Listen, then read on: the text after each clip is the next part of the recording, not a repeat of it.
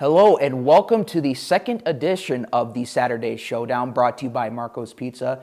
And we have we have another great show for you guys on hand today. Homecoming is going on this week. Hopefully your festivities are filled with a lot of fun events. MSU Life putting on some great shows all throughout the week. Minot State women's soccer team on an 8-game winning streak now, and it's great week to be a Beaver, certainly, and homecoming week, like I said, and got a great show for you guys again today. We're going to have a great interview to come by in a little bit. Braden Byers will have our sports report around the NSIC. We'll also go around, talk about with our Hot Topics segment later on in the show, and also some more talking local sports as well. But kicking us off here, since we last met on the Saturday Showdown, the offense was able to find a little bit of a rhythm. Unfortunately, the defense was not able to hold up as the Minot State Beavers lost in the Battle of the Beavers taking place at Bemidji State, a 49-35 final score. And here to talk more, we are joined by head football coach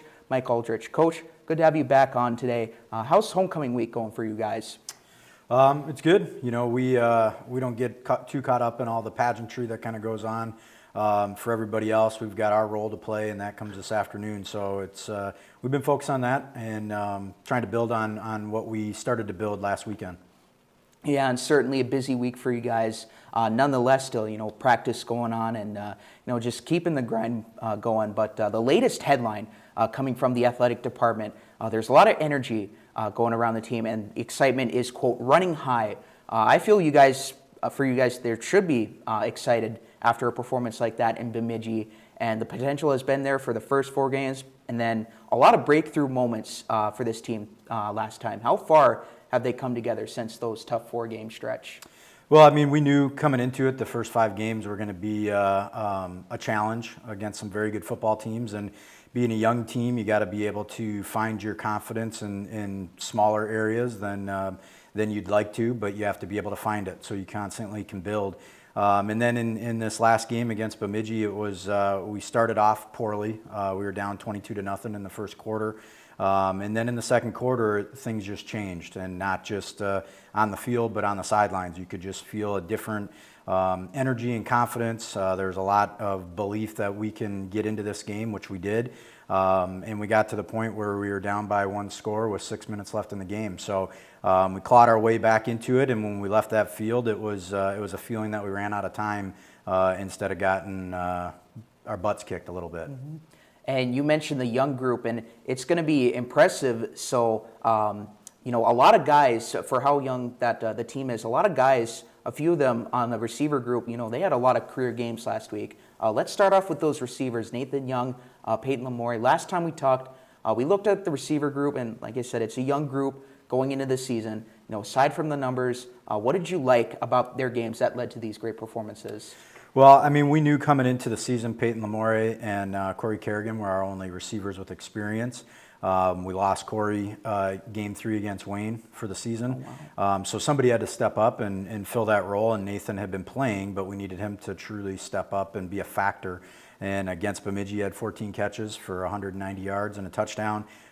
So he definitely answered the bell and was able to help create more confidence within the team and not just within himself. And then Peyton Lamore had 2 touchdowns and I think it was 7 catches for 150 plus, something along those lines. But both of his touchdown catches were absolutely highlight reel catches. He went up over a guy and was able to come down with a catch and get his feet in bounds for touchdowns. So big plays, and not to mention, I know we'll get to the quarterback, but to be able to put the ball where those guys could make the plays, that was job number 1. Yeah, and you talk about giving confidence to the team. Talk about also giving confidence to the young redshirt freshman at quarterback. Dawson Mcclearly, who comes in as the backup after an injury to Ben Belinsky, also had a career game. Obviously, like you said, putting the ball in a place where the receivers can catch it. For the redshirt freshman that has only so much time in the playbook, how encouraged are you of his progress and confidence moving forward? Yeah, I think with Dawson, there's never been a question of his confidence. We saw that when we recruited him. We kind of tag him as a gunslinger and somebody that's going to be ultra confident in his abilities. His first real game action was against Wayne coming in after Ben went down. So the game plan was tailored more towards Ben and not towards Dawson. his first start against Mankato a couple weeks ago. That's one of the better defenses in the country, so it's not the most ideal first team to go against on your start. But he did some good things there, made some mistakes, and then coming into Bemidji, he caught fire, threw for over 400 yards, not only a career day for him, but set a record since Minot State's been at the Division II level and since 2012. So it was good to see, and it was good to be able to allow us to have a little bit more balance in our offense instead of just relying on our run game and our big back. And so this is also going to help Ali going forward too with a strong passing game.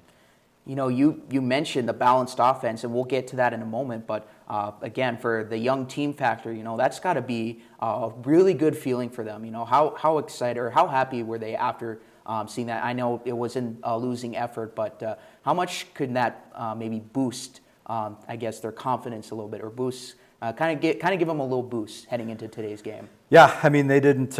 We left the field, and you know, there was no question that we lost the football game. That wasn't lost on us. But the confidence level that was created in that game was pretty identifiable, and then that's carried over all week. And that was, you know, the big conversation we had on Sunday was you can't let what you created go away. Now we have to continue to build on it. And, you know, I think the week was really good. We had a lot of energy throughout practice. We made mistakes, and that's what everybody will do that. But the mistakes didn't affect us the next play. We moved on and preparing ourselves so we can win the football game during the week. And then on Saturday, today, now it's just a matter of just being out there and playing football and having fun. Yeah, there you go. And, you know, with all these records, with the offensive skill positions, obviously a huge factor also is getting that run game going. Ali Muhammad over 100 rushing yards again. You combine that with 408 passing yards for Dawson. How good was it to see a balanced offensive attack and keeping the defense honest last week? It was. I mean, I know it sounds more like a rhetorical question. I think it was great. You know, we'd like probably to even have a few more rushing yards, but we had to claw our way back into it. And when you're down by so much, you got to go to the pass. It doesn't take as much clock and those type of things. So we were able to do that. But you did mention Ali had another 100-yard game. It's his fourth in a row. He's third in the conference in rushing right now. So there's a lot of really good things building within that, and we're going to hit the halfway point today. And so now it's a matter of, can we push past the tipping point, and now the second half of the season be the opposite of the first half? Oh yeah, for sure. And big downside in the game, however, last week was that the defense just couldn't get off the field. And when you see a 49-35 score, yeah, it was a shootout and a good game for the fans. Probably not so much for you guys on the coaching staff. But however, the team did pick up a few turnovers. Those were nice, but the points weren't. What did you make overall with the defense last week? Well, I think the biggest thing is we've got to be better at winning one-on-one matchups. That's where we kind of got exploited. Just one person versus one person, and you know, hats off to Bemidji. They found those matchups and took advantage of it. So for us, we have to do a better job of being able to eliminate one-on-one matchups, especially in certain scenarios. And then we also have to be able to create takeaways. I think we had 7 potential turnovers that we didn't create that we should have, and we need to start creating more of those takeaways. And I'm sure I said that before, but that's paramount. We have to create takeaways and we have to eliminate turnovers. And moving on from Bemidji, let's preview Moorhead as you guys get ready to take on the Dragons in the homecoming game. And history is not on your guys' favor, as currently Moorhead has a 7-game win streak against the Beavers. What's the key to breaking that losing streak today and giving the fans a homecoming victory? Well, I mean, the good thing is with the history is with us having such a young team, the history really doesn't factor into their memories. And for us, like I said, we're playing this game for our future in terms of our program and going in the right direction and doing the things that we need to do. And this is a crucial game for us.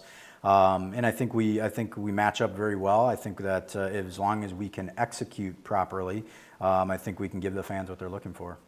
Oh yeah, absolutely. And a little bit under the weather today. It is raining outside. How much is that going to be a factor in your guys' game plan while having to find ways to move the ball down the field? Yeah, I mean, sometimes you assume that when it's raining that it's not great conditions for passing, and it just all comes down to the quarterbacks. You know, if they're able to grip the ball well or not. You know, in our league, we don't see the other team well enough in enough condition snaps to know if the weather will affect them.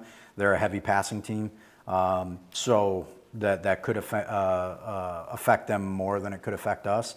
But I don't want Dawson to be affected either. So we'll see. I mean, it'll play out as it is. Mother Nature does her thing, and you know, I'm hoping our guys relish the opportunity to get out there and play in the rain, and it's kind of that gritty scenario for playing football, and that's what we're supposed to be all about. Yeah. Yeah, definitely got to grind that one out there. But hey, Coach, real quick, we thank you for joining us today. Just real quick here, we're almost out of time. Which players or which position groups are you looking most forward to having a big game today? Well, I think you've kind of touched on them. I mean, we'd like to offensively see Dawson have another big game to be able to back up the game he just had. We want to continue to get Ollie going and continue to be the force that he's been. I think there's some running backs that will share some time back there that I'm excited to see what they can do. Aaron Wood and Evan Lovett in particular. And then defensively, we're doing what we can to get number 9, Nylan Miller-Levi, electric, whether he's playing wide receiver, whether he's a kick returner, whether he's a DB. We're going to put him in as many opportunities to change the outcome of the game for us. Awesome. Yeah, good stuff. Anything else you'd like to mention? I don't think so. Awesome. Well, there you have it. Coach, thank you for joining us today, and it's always great having you on to talk about last week and previewing the next game. So thank you for joining us today. My pleasure to be here. Now, Beaver fans, you just heard the head football coach, Mike Aldrich. When we come back from Underwriters, we will have Braden give us a report going on around the NSIC. Don't go anywhere. You're watching the Saturday Showdown, brought to you by Marco's Pizza. Thank you to all of our Underwriters. Trinity Health is a comprehensive healthcare system based in Minot, North Dakota. Fiance, with all your prom and bridal needs, located in downtown Minot. KCJB 910 AM, Minot's news and information station. Buffalo Wild Wings, wings, beer, sports. KIZZ FM Z94, playing today's hit music. Mix 99.9, Minot's music mix. SRT, offering a number of services including phone, TV, internet, and security. KRRZ, 1390 AM, Minot's classic hits. KZPR 105.3 FM, Minot's rock station. East End, where the poor is worth so much more, located in downtown Minot. Qdoba, easy, on time, full of flavor. Nice Impressions, no job is too big or too small, located in downtown Minot. MSU Beavers Hockey. Online info at msubeavers.com. Forward Communication, connecting professionals in the Midwest. El Azteca, authentic Mexican food on North Broadway near the airport. MSU Theater Department, year-round entertainment. Red and Green, MSU's student-run newspaper. MSU Bookstore, for all your campus needs. Minot Nutrition Addiction, offering healthy smoothies and meal replacements on the go. H-Bar B Construction, for all your oil field needs. Bear's Cat Donuts, located on Broadway across from Minot State campus.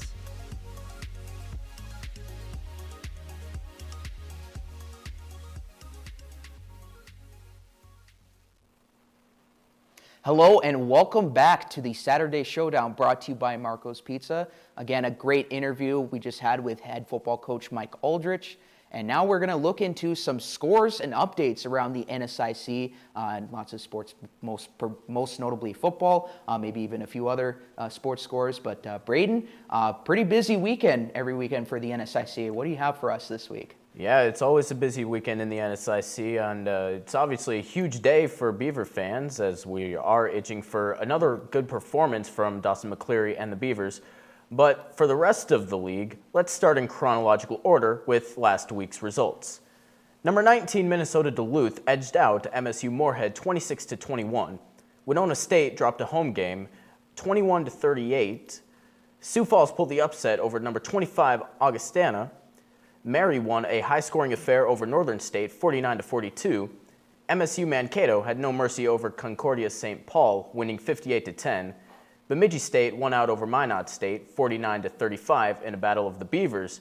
And lastly, Southwest Minnesota State beat Upper Iowa 20-14. Highlighting those games last week were the 3 NSIC players of the week. On the offensive side of the ball, we have Logan Nelson, the 6'5" Billings, Montana native, led the Mary Marauders to a big win versus Northern State. He completed 24 out of 34 passes, had 454 yards, and 6 touchdowns, tying the school record. Next, we have Nate Pearson representing the opposition. The 6'2" linebacker, hailing from Wisconsin, had 8 total tackles in a 26-21 win over MSU Moorhead. 4 of those were tackles for a loss and had 2.5 sacks. Finally, Ty Shannon Brooks heads the special teams. This kick returner did his job right during a punt 53 yards all the way to the house. He had 100 punt return yards as well as a solo tackle on defense. Flipping to some notable players from Minot last week, we have quarterback Dawson Mcclearly up first. He had 408 throwing yards, breaking the school record for most passing yards in a game in the Division II era. He completed 28 for 40 passes for 3 touchdowns and ran for 2. For our next guy, Bill Belichick would be proud as he did his job and he did it well, getting recognized for it. Jonathan Leon recorded 9 tackles for a career high, with one of them being a 4-yard loss. Congratulations to everybody on a fantastic week of NSIC football. With that, let's look at the standings. Number 19 Minnesota Duluth is still at number 1 in the North with a 4-1 overall record. Bemidji State and Mary round out the top 3, going 3-2 and 2-3 respectively. Mary grabs that number 3 spot over Northern State due to their division record moving down. Moving down south, Wayne State is on top there with 4 wins and 1 loss. Riding their coattails are Sioux Falls, who are 3-2. Southwest Minnesota State, who are 2-3. These 2 teams are ahead of some teams who are 4-1 as well, but are ahead by fault of their division record. Fast forwarding now to this week, we have a look at today's schedule. Bemidji State takes on Concordia St. Paul in St. Paul, Minnesota as the only noon game. A 1 p.m. split bill divides fans between Upper Iowa versus number 25 Augustana or Wayne State versus number 11 Minnesota State in Sioux Falls, South Dakota and Mankato, Minnesota. Adding onto that slot at 2 p.m., Northern State takes on Winona State in Winona, Minnesota, MSU Moorhead versus Minot State in Minot, and number 19 Minnesota Duluth versus Mary in Bismarck. A couple hours later, at 5, we have Sioux Falls facing Southwest Minnesota State in Marshall, Minnesota. You can watch all these games on the NSIC network, and you can watch MSU Moorhead versus Minot on Beck Sports. Cole, one game I'm looking forward to is the Southwest Minnesota State in Sioux Falls, seeing who can take that number 2 position in the South Division. Are there any you have your eye on today? Yeah, no, pretty much like what you said here. Southwest Minnesota State and Sioux Falls, that's a big matchup for even playoff implications for going into the NSIC tournament. But did you say Logan Nelson had 6 touchdown passes last week? Yeah. Yeah, now that, so Beavers won last time out against you, Mary. It was a close game. They had to come back to win, but that UMary game still not looking like a guarantee on the schedule, and even it didn't look like it then. But yeah, that's gonna be Braden, a fun one. Lots of great games, lots of notable athletes in that case, and yeah, great stuff, Braden. So yeah, that was There was your sports report there, brought to you by Braden Byers there on the NSIC, of course, most notably in football, also some standings as well. We're going to take a break. When we come back, we will have Hot Topics, me along with Braden. Don't go anywhere, folks. You're watching the Saturday Showdown, brought to you by Marco's Pizza. Stick around, stick with us.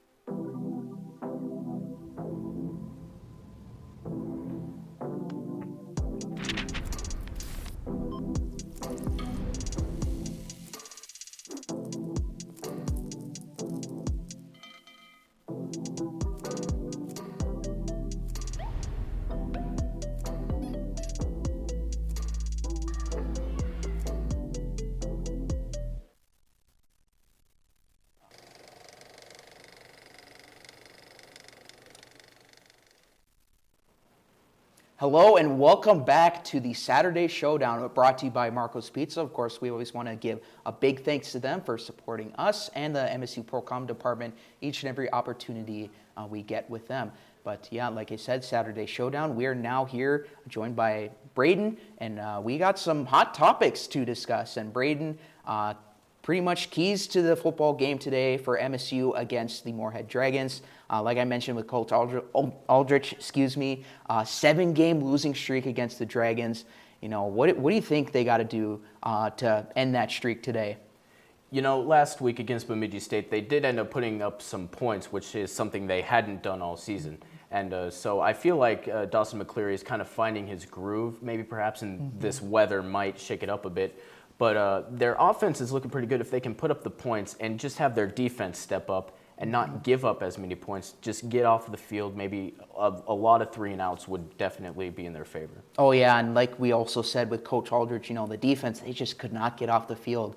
So hopefully we can see, like you said, a little few more 3-and-outs. Heck, even Coach Aldrich said a few extra turnovers. They just had it in their grasp. Just could not get it to that point. But, yeah, I agree with you there wholeheartedly. Also, you mentioned the weather is going to be a huge factor, especially for a young quarterback like Dawson Mcclearly.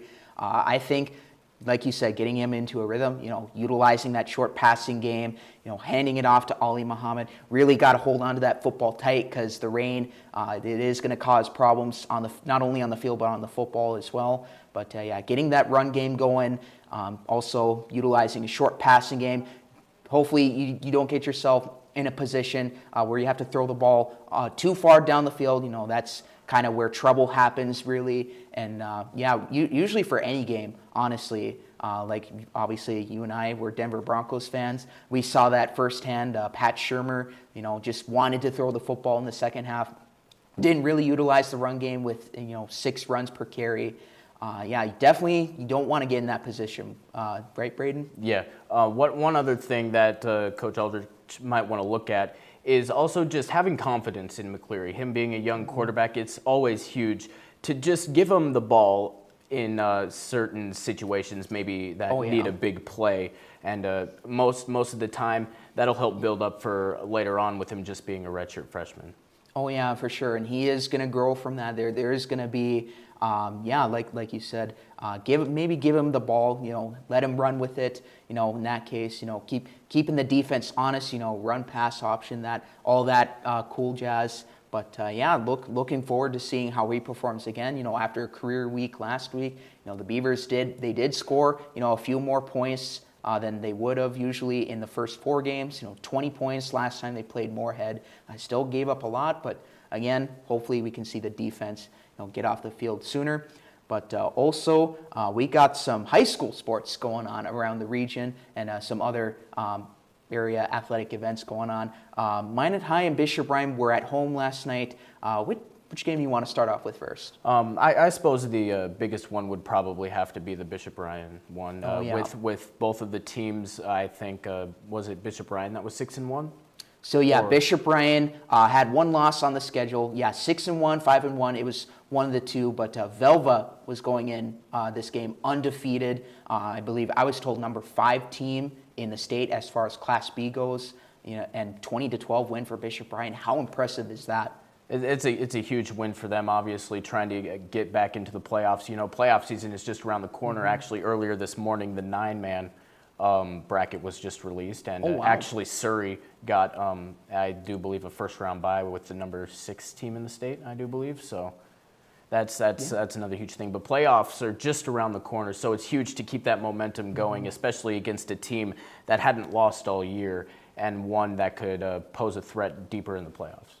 Yeah, for sure. And Bishop Ryan, they've always been to the whole dance, the big dance, the whole shebang. The state championship game. They've been there twice the past few years now.